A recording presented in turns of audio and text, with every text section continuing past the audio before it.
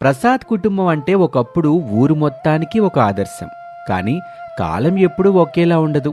వరుసగా వచ్చిన పంట నష్టాలు, సురేష్ తీసుకున్న పర్సనల్ లోన్లు, అరుణ్ పై చదువుల ఖర్చులు ఆ ఇంటిని ఆర్థికంగా కుంగదీశాయి. ప్రసాద్ పెన్షన్ డబ్బులు కేవలం మందులకే సరిపోతున్నాయి. రమేష్ పగలు రాత్రి పొలంలో కష్టపడుతున్నా చేతిలో చిల్లి గవ్వ కూడా మిగలటం లేదు. అమ్మా అనామేక, ఈ మధ్య నువ్వు నిద్ర కూడా సరిగ్గా పోవట్లేదు. ఇందాక ముగ్గే అత్త కూడా ఏదో ఆలోచిస్తున్నా. ఏంటమ్మా, నీ ఒంట్లో అంతా బాగానే ఉందా? నా ఒంట్లో అంతా బాగానే ఉంది అత్తయ్య, కానీ మన ఇంటి పరిస్థితులు చూస్తుంటేనే భయం వేస్తుంది. నిన్న రాత్రి మా ఆయన లెక్కలు వేస్తుంటే చూశాను. వచ్చే నెల సురేష్ లోన్ వడ్డీ కట్టాలి. అప్పులాళ్ళు ఇంటికి వస్తే మన గౌరవం ఏమవుతుందోనని నా ఆవేదన. నిజమేనమ్మా, నా చేతకానితనం నన్ను వేధిస్తుంది. ఈ వయసులో మీకు ఆసరాగా ఉండాల్సింది పోయి మీ కష్టాన్ని చూస్తా కూర్చోవాల్సి వస్తుంది. మా నానమ్మ దగ్గర నుంచి వచ్చిన ఈ పాత ఇల్లు తాకట్టు పెట్టే పరిస్థితి వచ్చేలా ఉందమ్మా. రమేష్ అప్పుడే లోపల నుంచొస్తూ, నాన్నా ఆ మాట అనకండి, నేనున్నాను కదా నాన్నా, నేను చూసుకుంటాను. అనామిక, పొలానికెళ్ళాలి, టిఫిన్ త్వరగా సిద్ధం చేస్తావా? మీరేమనుకోనంటే నాకు ఒక ఆలోచన వచ్చింది. మొన్న నేను వెళ్ళినప్పుడు గమనించాను. మన ఊరి చివర ఉన్న ఆ పెద్ద చెరువు దగ్గరికి ఇప్పుడు పర్యాటకులు చాలామంది వస్తున్నారు కదా. అక్కడందరూ చేపలు పడుతున్నారు, ప్రకృతిని చూస్తున్నారు. కానీ అక్కడ కడుపు నిండా భోజనం పెట్టే ఒక్క మంచి హోటల్ కూడా లేదు. మన అత్తయ్య గారు నాకు నేర్పించిన ఆ మామిడికాయ చేపల పులుసుకి సాటొచ్చే రుచి ఎక్కడా ఉండదు. మనం అక్కడ ఒక చిన్న స్టాల్ పెడితే ఎలా ఉంటుంది? అప్పుడే సురేష్, అవని, అంజలి అక్కడికి వస్తారు. స్టాలా అంటే మనం రోడ్డు మీద చేపల పులుసు అమ్ముతామా వదినా? మన గౌరవం ఏమవుతుంది? పట్నంలో నా ఫ్రెండ్స్కి తెలిస్తే నవ్వుతారు. అవునక్క, అవసరమైతే నేను మా పుట్టింటాల్ని డబ్బులు అడుగుతాను. కానీ ఇలా రోడ్డు మీద కూర్చొని వంటలమ్మడం ఏం బాగోదు. అవని కష్టపడి సంపాదించే డబ్బు విషయంలో సిగ్గుపడకూడదు. అప్పులు వాడే ముందు తలదించుకోవడం కంటే కష్టపడి అప్పు తీర్చడం గొప్ప విషయం. మన ఇల్లు నిలబడాలంటే మనం ఈ మొహమాటాలు వదిలేయాలి. నేను చేపల పులుసు వండుతాను, మీరు నాకు తోడుగా నిలబడితే అది చాలు. అనామిక అక్క, ఆ ఐడియా అదిరిపోయింది. నేను నీతో ఉన్నాను. నేను ఈ మధ్య ఇన్స్టాగ్రామ్లో చూశాను, ఇలాంటి నేటివ్ ఫుడ్కి విపరీతమైన క్రేజ్ ఉంది. నేను మన స్టాల్లో ఫొటోస్, వీడియో తీసి సోషల్ మీడియాలో పెడతాను. అది చూసి మన స్టాల్ దగ్గరికి జనాలంతా క్యూ కడతారు చూడు. అమ్మా అనామిక, నీ ఆలోచన అయితే అద్భుతంగా ఉంది తల్లి. కానీ ఈ ఎండలో మీరు ముగ్గురు ఎలా కష్టపడతారమ్మా? అదంతా ఊహిస్తుంటేనే నాకు బాధగా ఉంది. మావయ్య గారు, మీ ఆశీస్సులుంటే ఆ ఎండ కూడా మాకు వెన్నలాగే ఉంటుంది. ఏవండి, ఈరోజే చెరువు దగ్గర ఉన్న ఆ మర్రి చెట్టు నీడలో ఒక చిన్న వెదురుపాక లాంటిది ఏర్పాటు చేయండి. ఇక చెరువు గట్టున అందమైన వెదురు షెడ్డు సిద్ధమైంది. చుట్టూ తాటాకులు వేసి చల్లగా చేశారు. అనామిక తెల్లవారుజామునే లేచి తోటలో పచ్చని మామిడికాయలు కోయించింది. చెరువులో జాలర్ల దగ్గర తాజా చేపలు పట్టించింది. ఇక అది ఆదివారం. చెరువు దగ్గర టూరిస్టుల సందడి ఎక్కువగా ఉంది. అనామిక వంట మొదలుపెట్టింది. చింతపండు పులుసు, ఆవపిండి, మెంతిపిండి, ఆ పచ్చని మామిడికాయ ముక్కలు చేపలతో కలిసి ఉడుకుతుంటే వచ్చే ఆ వాసన చెరువుగట్టు గాలిలో మత్తుగా పరుచుకుంది. రండి సార్, వేడి వేడి అన్నము, మామిడికాయ చేపల పులుసు సిద్ధంగా ఉంది. ఇది హోటల్ వంట కాదు, పక్కా మా వంటింటి రుచి. ఈ ఊర్లో ఇంతకంటే గొప్ప రుచి మీకు దొరకదు. ఏమ్మా, వాసన అదిరిపోతుంది. కానీ ఇది మామూలుగా దొరికే ఫిష్ కర్రీ లాగా ఉంటుందా? లేదండి, ఇందులో మేము వాడేది మా తోటలో పండిన తాజా తాజా మామిడికాయలు, చేపలు కూడా ఇప్పుడే ఈ చెరువులో పట్టినవి. ఒక్కసారి రుచి చూడండి, నచ్చకపోతే పైసా ఇవ్వక్కర్లేదు. అంజలి, వారికి ముందు ఒక చిన్న గిన్నెలో పులుసు శాంపిల్ ఇవ్వు. మన రుచి గురించి మనం చెప్పటం కాదు, వాళ్ళే చెప్పాలి. అంజలి ఒక చిన్న స్పూన్లో పులుసిచ్చింది. ఆ యువకుడు రుచి చూడగానే అతని కళ్ళు ఒక్కసారిగా విప్పారాయి. ముఖంలో ఏదో తెలియని ఆనందం. అబ్బబ్బా, అమేజింగ్! ఈ పులుపు కారం అచ్చం మా అమ్మమ్మ వండినట్టుగా ఉంది. మేడం, నాకు 2 ప్లేట్లు కావాలి. లోపల కూర్చోడానికి ప్లేస్ ఉందా? తప్పకుండా సార్, రండి, ఈ చల్లటి మర్రి చెట్టు కింద కూర్చోండి. ఆ ఒక్క కస్టమర్తో మొదలైన వ్యాపారం గంట తిరిగేసరికి జాతరలా మారిపోయింది. అనామిక చెమట తుడుచుకుంటూ ఎడతెరిపి లేకుండా వండుతుంటే అవని లెక్కలు చూసుకుంటూ సర్వింగ్ చేస్తుంది. అంజలి ప్రతి కస్టమర్తో మాట్లాడుతూ వారి రివ్యూలని తన ఫోన్లో రికార్డ్ చేస్తూ బిజీగా ఉంది. ఇక సాయంత్రం 5 గంటలకే డేక్షా మొత్తం ఖాళీ అయిపోయింది. ఇక సాయంత్రం అలసిపోయి ముగ్గురు కోడళ్ళు ఇంటికి చేరుకున్నారు. ఏమైందమ్మా, అప్పుడే అంతా అయిపోయిందా? అవును మామయ్య గారు, మనం తెచ్చిన 20 కిలోల చేపలు, 10 కిలోల అన్నం అరగంట ముందే అయిపోయాయి. ఇంకా 10 మంది అడిగితే లేవని చెప్పాల్సి వచ్చింది. ఇదిగోండి మామయ్య గారు, ఈరోజు సంపాదన. ఖర్చులన్నీ పోను మనకి 6,000 రూపాయల నికర లాభం వచ్చింది ఒక్క రోజులో. 6,000? అనామిక, నీ ఆలోచన ఇంత గొప్ప ఫలితాన్ని ఇస్తుందని నేను అనుకోలేదు. నువ్వు కేవలం వంట చేయలేదు, మన ఇంటి కష్టాలకి ఉపాయం చెప్పావు. ఇది నా ఒక్కదాని విజయం కాదు, అవని అన్ని పద్ధతిగా మేనేజ్ చేసింది. అంజలి ఆ సోషల్ మీడియాలో పోస్ట్ చేయబట్టే ఊర్లో వాళ్ళు కూడా వచ్చారు.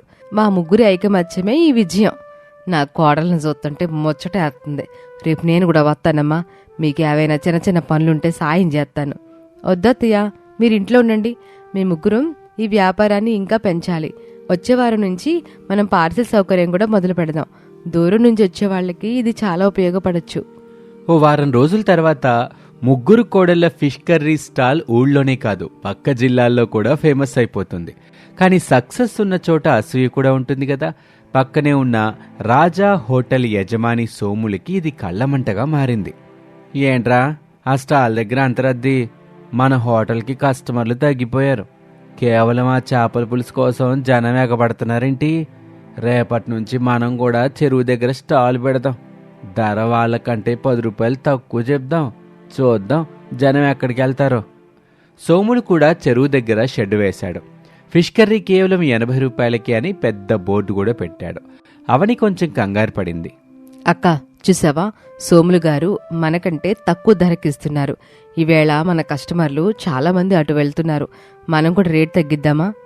అవని వ్యాపారంలో పోటీ ఉండడం సహజం, కానీ మనం రేటు తగ్గించి నాణ్యతని తగ్గించకూడదు. వాడిచ్చేది హోటల్ మసాలాల రుచి, మనమిచ్చేది ఇంట్లో నూరిన మసాలాలు, స్వచ్ఛమైన మామిడికాయల ముక్కల రుచి. రుచి మీద నమ్మకం ఉంటే కస్టమర్ ఎక్కడికి పోడు. వాడు ఒక రోజు తింటాడు, మళ్ళీ మన దగ్గరికే వస్తాడు. నువ్వేం కంగారు పడకో. అవునక్క, నేను ఒక కొత్త ఐడియా వేశాను.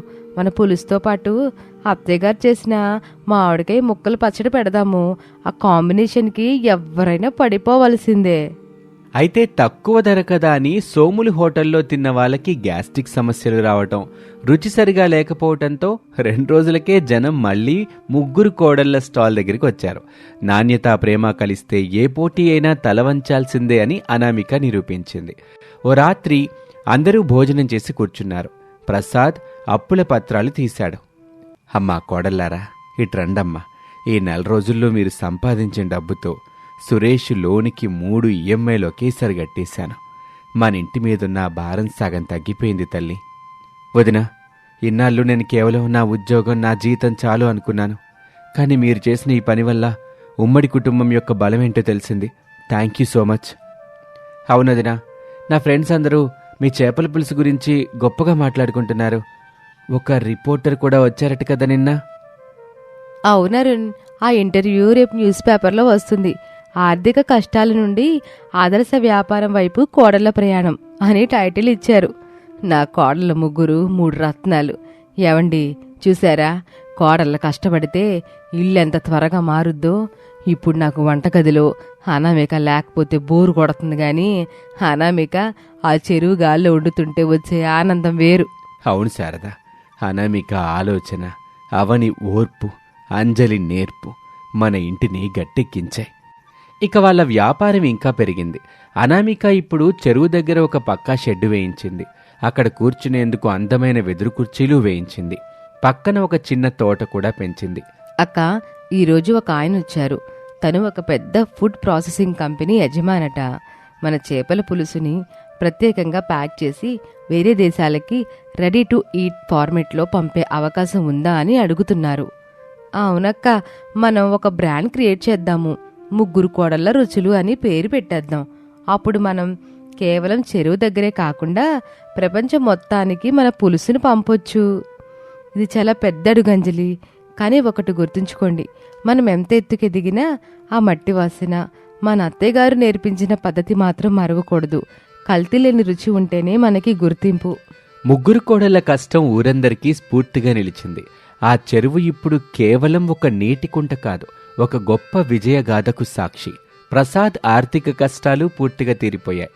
రమేష్ ఇప్పుడు పొలంతో పాటు వ్యాపార బాధ్యతలు చూసుకుంటున్నాడు. ఓ రోజు సాయంత్రం వేళ చెరువు గట్టున సూర్యాస్తమయం అవుతుంది. ముగ్గురు కోడళ్ళు చెరువు నీటి వైపు చూస్తున్నారు. అక్క, ఈరోజు నాకు ఒక విషయం అర్థమైంది. డబ్బు కంటే ముఖ్యం మన మధ్య ఉన్న ఈ నమ్మకం. ఇన్నాళ్ళు మనం కేవలం ఇంటి 4 గోడలకి పరిమితమయ్యాం. కానీ ఈరోజు మనం వందలాది మందికి ఆకలి తీరుస్తున్నాం. అవునక్క, ఆ నమిక అక్క ధైర్యం చేయకపోతే మనం ఇప్పుడు ఆ అప్పుల గురించి ఆలోచిస్తూ కుమిలిపోయేవాళ్ళం. మన బంధం ఈ పులుసులాగే ఘాటుగా రుచిగా ఉండాలెప్పుడు. మన విజయం మన చేతుల్లోనే ఉంది. మనుషులు కలిసుంటే, నమ్మకంగా కష్టపడితే లక్ష్మీదేవి ఎక్కడికి పోదు. చూసారా, ఆ చేపలు నీటిలో అలల్ని దాటుతూ ఎంత హాయిగా ఈదుతున్నాయో. మన జీవితం కూడా అలాగే అన్ని అడ్డంకులు దాటుకుంటూ ముందుకు సాగాలి. అప్పుడే అక్కడికి రమేష్ వస్తాడు. అనామిక, పదండి ఇంటికి వెళ్దాం. అమ్మా మీకోసం స్పెషల్గా బిర్యానీ చేసింది. నా అత్తయ్య గారు చేశారంటే ఆ బిర్యానీ ఎలాగో సూపర్గా ఉంటుంది. పదండి వెళ్దాం. అనామిక, అవని, అంజలి ఇంటికి బయలుదేరారు. కానీ ఆ చెరువు గాలిలో మామిడికాయ చేపల పులుసు వాసన ఇంకా అలా నిలిచే ఉంది. అది కేవలం వంట వాసన కాదు, ఒక మధ్యతరగతి కుటుంబం యొక్క ఆత్మ గౌరవ సువాసన. ముగ్గురు కోడళ్ల ఐకమత్యం, ఆ కుటుంబం యొక్క ప్రేమ ఆ ఊరందరికీ ఒక కొత్త పాఠం నేర్పింది. ఇది వాల్టి కథ. మరొక ఆసక్తికర కథలో మళ్ళీ కలుద్దాం. అంతవరకు సెలవు, నమస్తే. ప్రసాద్ ఇల్లంటే రుచికరమైన భోజనానికి పెట్టింది పేరు. అందుకు కారణం ఆ ఇంటి పెద్ద కోడలు అనామిక వంట. అనామిక వంట వండితే ఆ వాసన వీధి చివరి వరకు వచ్చేది.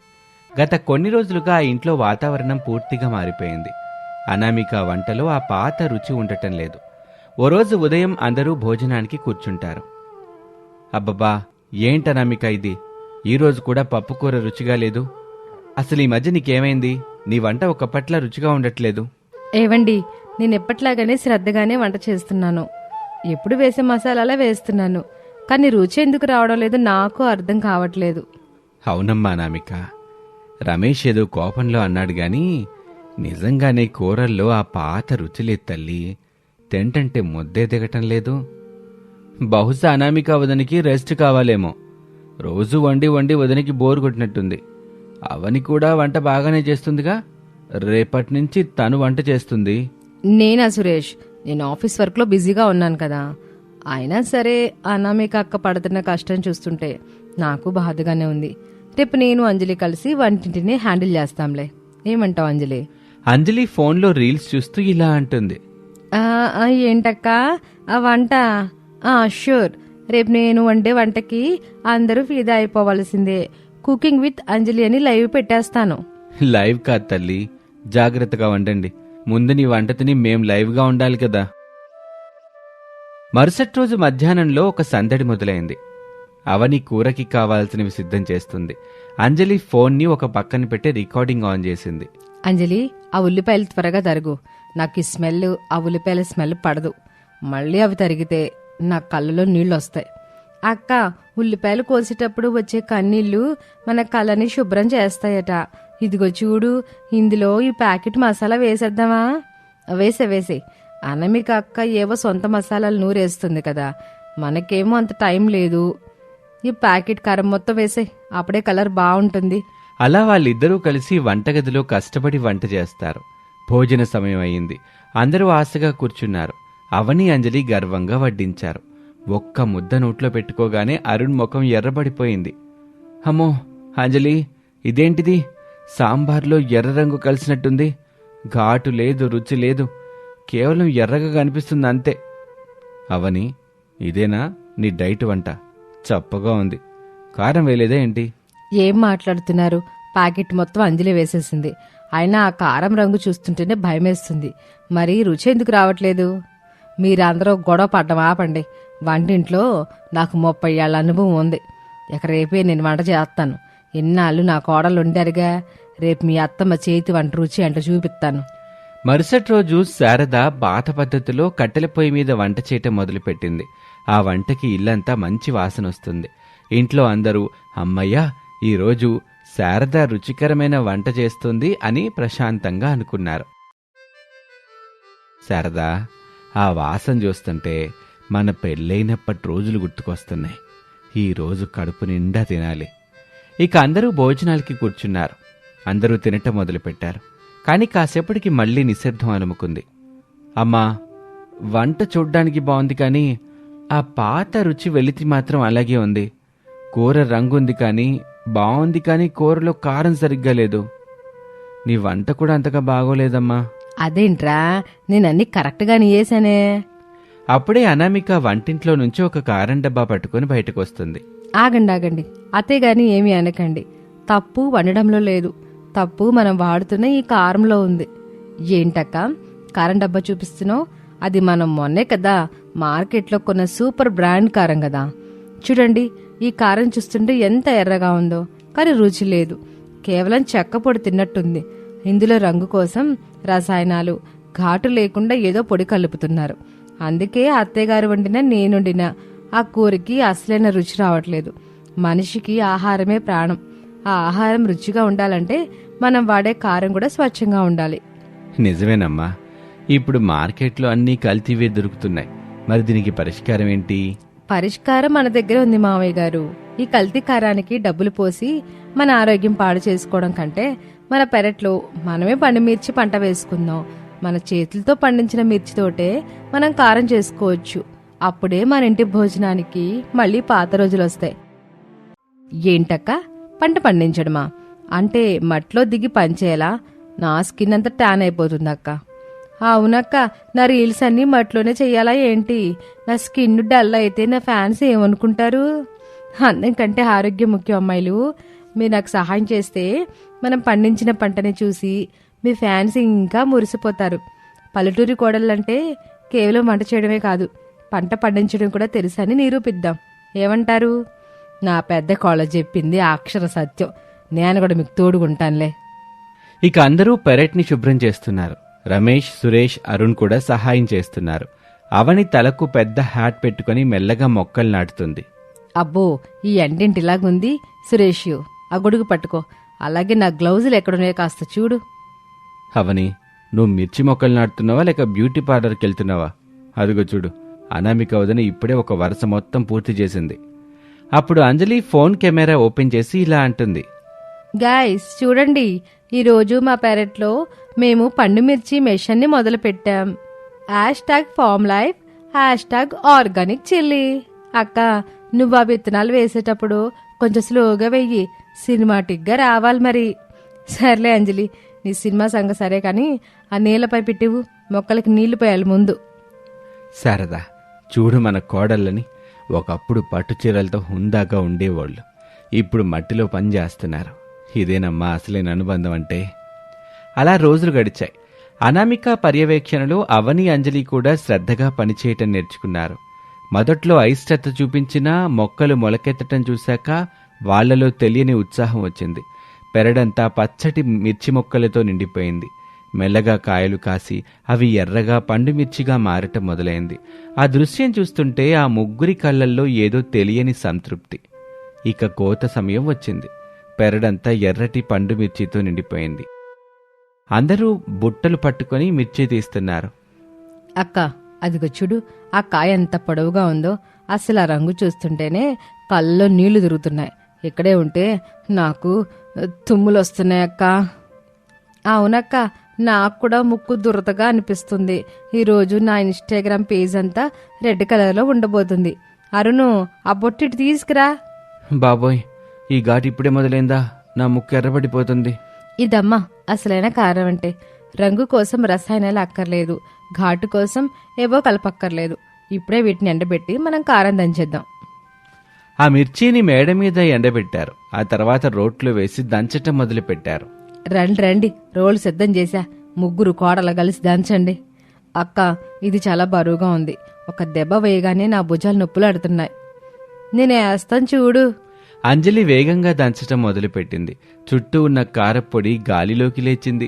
దాంతో అందరికీ ఒకేసారి తుమ్ములు మొదలయ్యాయి. బాబోయ్, ఆపండమ్మా ఆపండి, ఆ ఘాటు వాసన మా గది వరకు వచ్చేస్తుంది.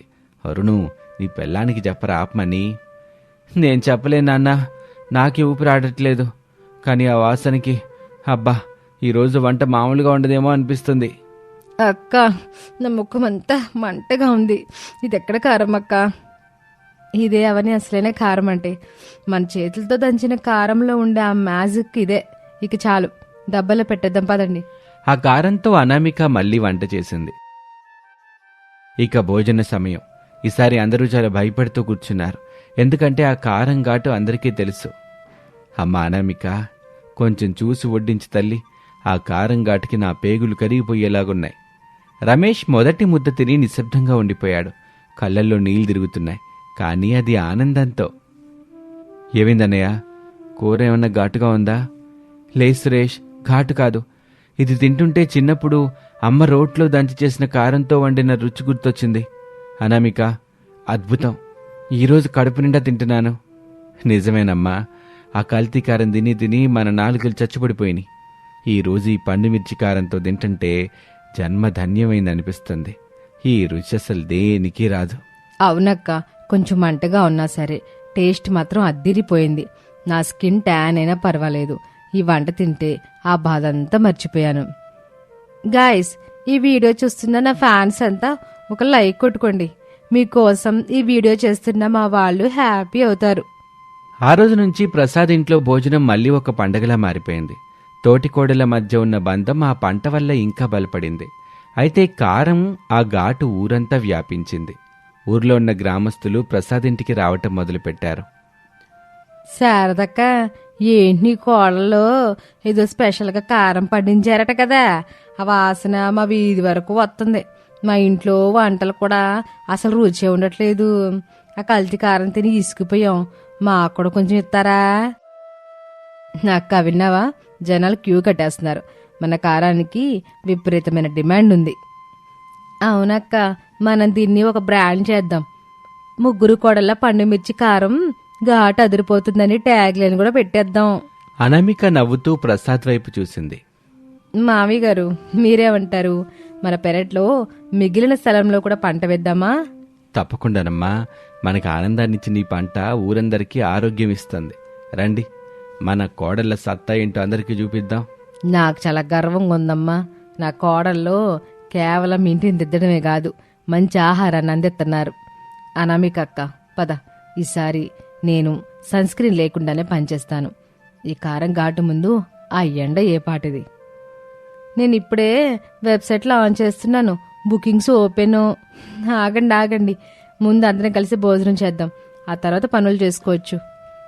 అలా ముగ్గురు కోడళ్ళు తమ వివేకంతో కల్తీ ఆహారాన్ని తరిమికొట్టి స్వయంగా పంట పండించి తమ ఇంటికి మళ్లీ పూర్వ వైభవం తెచ్చారు. ఆ పండుమిర్చి పంట వారి జీవితాల్లో సంతోషాన్ని, ఘాటుని, నిండైన అనురాగాన్ని నింపింది. రండి, అందరం కలిసి పనిచేద్దాం, నవభారతాన్ని నిర్మిద్దాం. అందరూ జై కిసాన్ జై భారత్ అంటూ ఈ కథని ముగించారు. ఇది వాళ్ళటి కథ. మరొక ఆసక్తికర కథలో మళ్ళీ కలుద్దాం. నమస్తే.